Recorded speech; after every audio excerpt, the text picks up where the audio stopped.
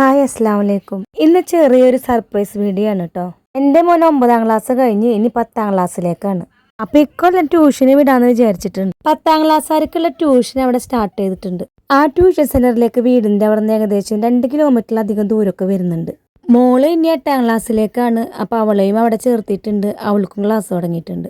Tuition എങ്ങനെ പോകുമെന്ന് ചോദിച്ചപ്പോൾ ഞാൻ പറഞ്ഞു, രണ്ടാളും കൂടി പതുക്കനെ നടന്ന് പോയാൽ മതി, സ്കൂളൊന്നുമില്ലല്ലോ, സമാധാനം പോലെ പോയി വന്നാൽ മതി എന്ന് പറഞ്ഞു. സെക്കൻഡ് ഹാൻഡ് സൈക്കിൾ ഒരെണ്ണം കിട്ടുകയാണെങ്കിൽ ഞാൻ വാങ്ങിച്ചു തരാമെന്നും പറഞ്ഞിട്ടുണ്ടായിരുന്നു. സെക്കൻഡ് ഹാൻഡ് സൈക്കിൾ അന്വേഷിച്ചപ്പോൾ എല്ലാവരും പറഞ്ഞു സെക്കൻഡ് ഹാൻഡ് വാങ്ങിക്കേണ്ട, പുതിയത് തന്നെ വാങ്ങിക്കുന്നതാവും നല്ലത്, ഇടയ്ക്കിടയ്ക്ക് കംപ്ലൈൻ്റ് ആവാനും സാധ്യതയുണ്ടെന്ന് പറഞ്ഞു. ഇതിലേക്കൊക്കെ പോകുമ്പോൾ മക്കൾ നടന്നിട്ട് തന്നെയാണ് പോണത്. അപ്പം അങ്ങനെ നോക്കിയപ്പോൾ സൈക്കിൾ ഒരു അത്യാവശ്യം തന്നെയാണ്.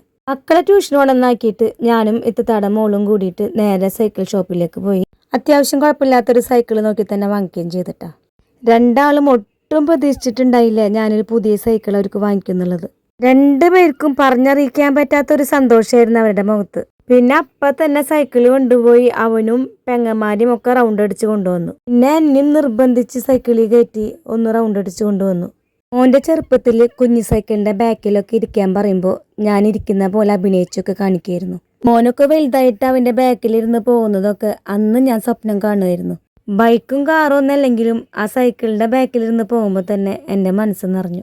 വീഡിയോ ഇഷ്ടമായ ഒന്ന് സബ്സ്ക്രൈബ് ചെയ്തേക്കണേ, കൂടെ ഒരു ലൈക്കും കമൻറ്റും കൂടി കൊടുക്കണേ.